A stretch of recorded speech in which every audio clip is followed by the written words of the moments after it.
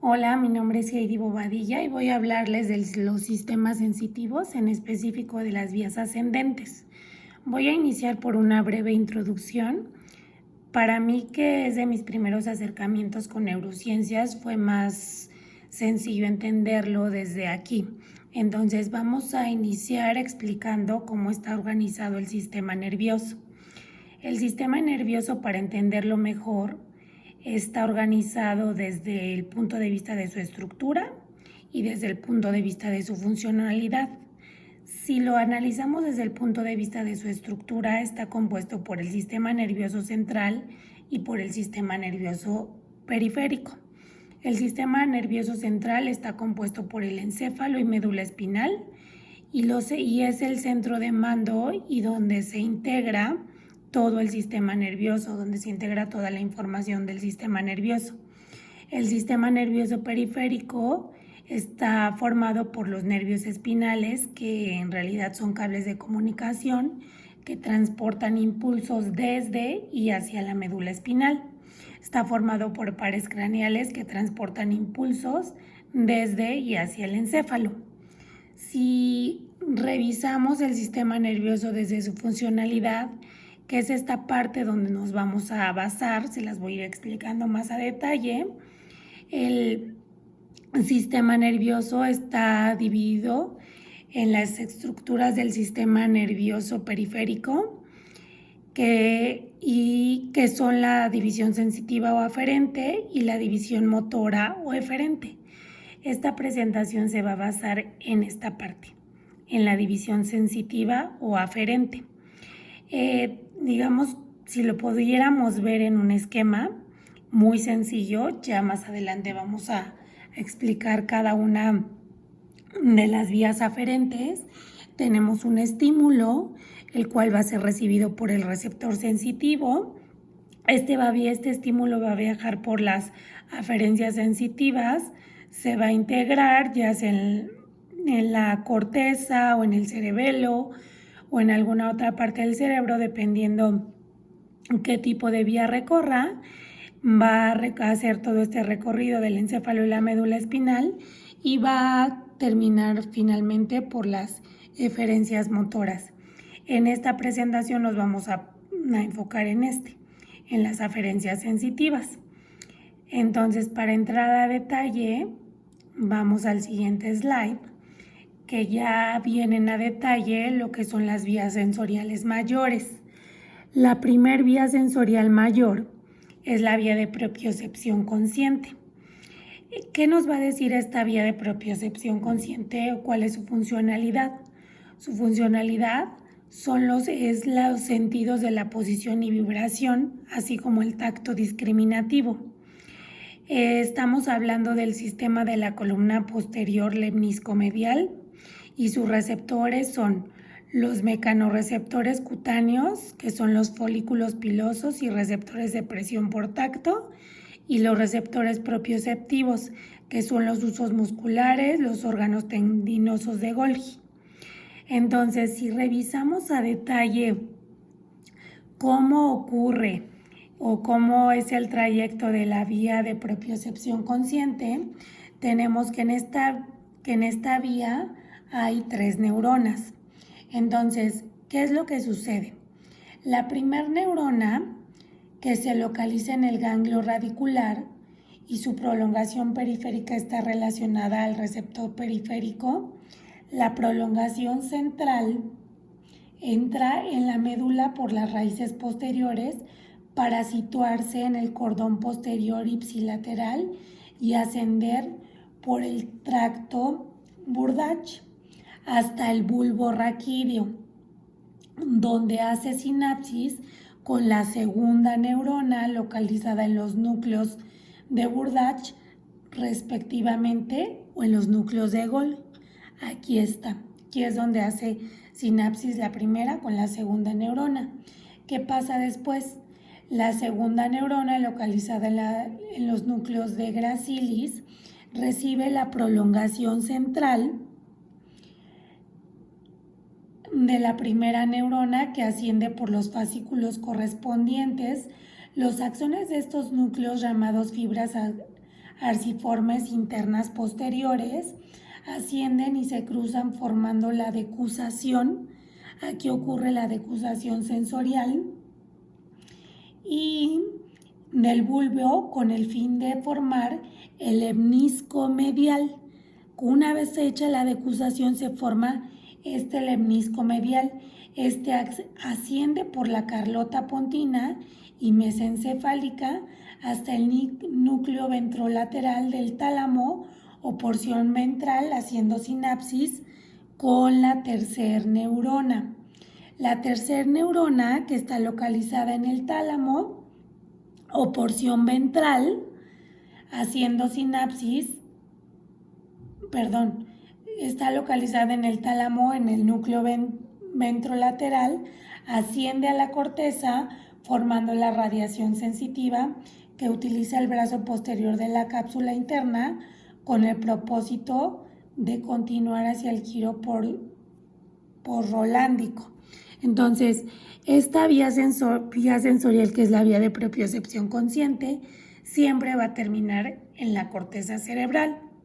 Un ejemplo que les voy a explicar más adelante es el entrenamiento propioceptivo y su importancia en las capacidades de un maratonista, por ejemplo. Entonces, más adelante les voy a explicar ese ejemplo. Por ahora vamos a revisar la vía de propiocepción inconsciente. Esta vía espinocereberosa dorsal envía la información propioceptiva no a la corteza, como la consciente. Esta la envía hacia el cerebelo. Tiene la mediación de dos fascículos, los pinocerebelosos, posterior dorsal y anterior ventral. Aquí los receptores van a ser los corpúsculos de Pacini, los órganos tendinosos y los usos musculares. ¿Qué ocurre en esta vía de propiocepción inconsciente? Bueno, tenemos por un lado los receptores, que son los órganos tendinosos de Golgi, y el uso muscular. ¿Qué ocurre? Que fibras mielinizadas gruesas en los nervios periféricos. La primera neurona se ubica en el ganglio anexo a la raíz dorsal de los nervios espinales. Ingresa a la médula, aquí ingresa a la médula espinal, con la división medial de la raíz dorsal. Las fibras provenientes de los nervios espinales C8 a L3 ingresan al asta dorsal de la sustancia gris. Las fibras del nervio L4 y caudales pasan el cordón posterior, donde ascienden junto con el fascículo de Gol, ingresando al asta dorsal a la altura de los primeros segmentos lumbares. Las fibras de los nervios cervicales, excepto el C8, ingresan también al cordón posterior, ascendiendo con el fascículo cuneatus o el fascículo de Burdach hasta el extremo de la médula. ¿Qué pasa con la segunda neurona? El núcleo dorsal en la base del asta dorsal para todas las fibras provenientes de los segmentos a partir de C8 en dirección caudal.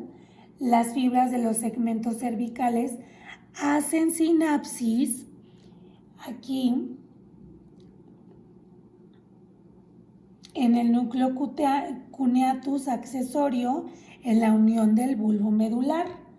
Los axones del núcleo dorsal de Clark se dirigen al cordón lateral de la médula del mismo lado y así forman el fascículo espinocerebeloso posterior, que es este. Este asciende a su vez por aquí hasta el bulbo, donde se ubica el pedúnculo cerebeloso inferior, a través del cual llegan a la corteza cerebelosa. Los axones de las neuronas del núcleo cuneatus accesorio pasan directamente al pedúnculo cerebeloso inferior, alcanzando la corteza cerebelosa del mismo lado. En algunos textos se dice, a este se le llama fascículo cutáneo cerebeloso. Debe notarse que las fibras de la segunda neurona de esta vía no se cruzan, por lo que las señales que llegan provienen de la mitad del cuerpo homolateral. ¿Ok? Ahora, sí, bueno, voy a hacer el siguiente paso. Voy a darles un ejemplo de qué pasa en la vía de propiocepción. El sistema propioceptivo, como habíamos dicho, está conformado por una gran variedad de receptores que se encuentran distribuidos por las distintas partes de nuestro organismo. En el caso del atleta, por ejemplo, de un atleta de alto rendimiento, a la hora de correr, los receptores están en los músculos, en los tendones, en las articulaciones y en los ligamentos. Estos órganos sensoriales, que son somáticos, están ubicados de manera que puedan conseguir información interna y así de esta forma ayudar a obtener una coordinación más efectiva entre los músculos. Los propioceptores reciben diferentes estímulos. Vienen los estímulos asociados con la posición de la articulación, por ejemplo, el nivel de tensión que exista, el equilibrio, el movimiento, si hay un cambio, por ejemplo, de dirección brusca, la presión interna y externa, la coordinación de ambos hemisferios corporales, el esquema corporal y así. Todas estas estimulaciones de los propioceptores excitan las fibras nerviosas provocando señales que después, a través de todo lo que les expliqué hace un rato, son enviadas a través de la comunicación entre todas las neuronas al sistema nervioso central, modulando constantemente el sistema neuromuscular, y así se obtiene una respuesta de cómo un atleta puede evitar cualquier lesión o puede adquirir una mejor técnica para correr, por ejemplo. Ese es un buen ejemplo de cómo la propiocepción puede facilitar cualquier actividad. Ahora, vamos a revisar la siguiente vía, que es la tercera vía. Son únicamente 4 vías y esta sería la tercera. Esta es la vía para el dolor y la temperatura. ¿Qué es lo que sucede con esta vía? Como su nombre lo dice, lo que hace es enviar la información de dolor o de aumento de temperatura al cerebelo. Los receptores, ¿cuáles van a ser? Son las terminaciones nerviosas libres, los corpúsculos de Ruffini y de Krauss, ubicados en la dermis y en las otras partes del tejido conectivo. Un ejemplo que les voy a dar y que vamos a analizar más adelante es el acto reflejo que se produce cuando retiramos la mano al tocar una plancha caliente, por ejemplo. Entonces, ¿qué sucede en esta vía? Lo que sucede en esta vía es que tenemos fibras medianas y finas escasamente mielinizadas en las divisiones sensitivas de los nervios periféricos. El cuerpo de la primera neurona se encuentra en el ganglio anexo de la raíz dorsal. Ingresan a la médula en la división lateral de la raíz dorsal. Se dividen en ramos que ascienden y descienden 1 o 2 segmentos, forman el tacto dorsolateral del iseur y pasan al asta dorsal. Ingresan a la médula en la división lateral de la raíz dorsal.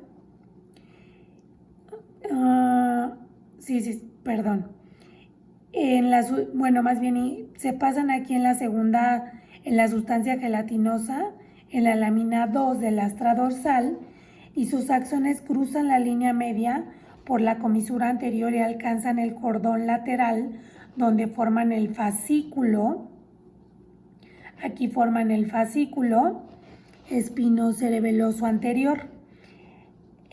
Al llegar al tronco encefálico, una proporción de estas fibras se incorporan a la formación reticular, donde establecen múltiples contactos sinápticos, no uno, sino varias, y sus señales divergen en dirección rostral. Este impulso prosigue en paralelo y diferenciado del sistema de conducción rápido del lemnisco medio. Por ello, se conoce como sistema extralemniscal. Luego, ¿qué pasa con la tercera neurona? Las proyecciones directas integradas en el sistema lemniscal alcanzan el tálamo en la división lateral del núcleo y las fibras con múltiples conexiones que ascienden con la formación reticular se conectan con los núcleos intralaminares, centromediano y parafascicular. En este caso no se trata de una tercera neurona, ya que, como lo dije en un momento, ya que hay numerosas sinapsis en la vía. Las neuronas del núcleo proyectan sus axones a través de la corona radiada y el centro oval a la corteza parietal giroposcentral en sus 2/3 superiores, al igual que las otras vías somatosensitivas de los miembros. Los núcleos intralaminares del tálamo proyectan a la corteza cerebral en forma difusa, pero en mayor proporción a áreas de la corteza frontal, parietal y temporal, y queda finalmente aquí. El estímulo llega hasta el cerebelo.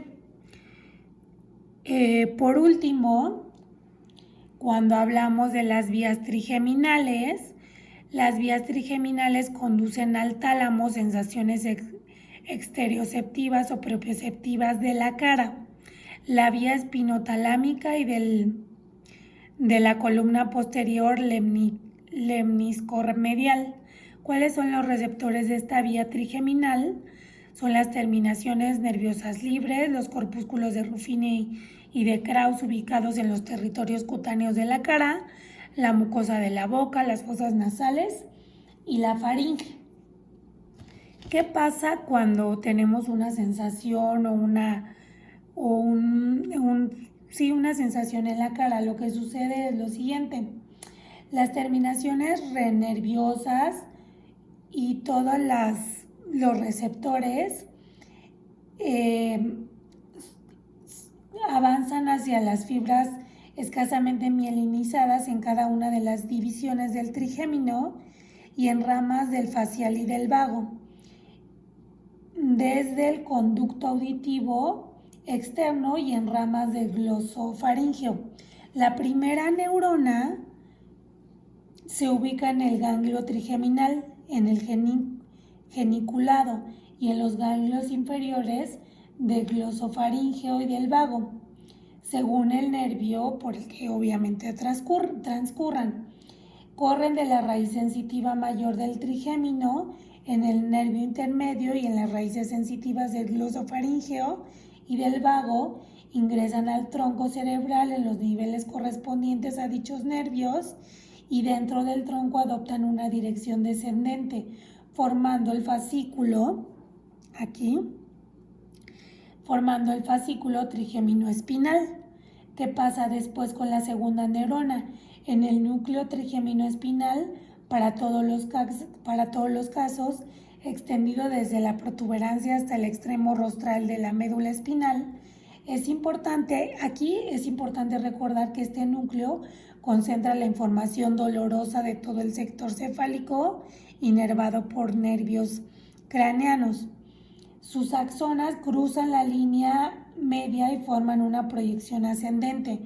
Fibras trigeminales secundarias o lemniscotrigeminal en la protuberancia rostral y en el mesencéfalo se ubican en la posición medial y dorsal con respecto al lemnisco medio.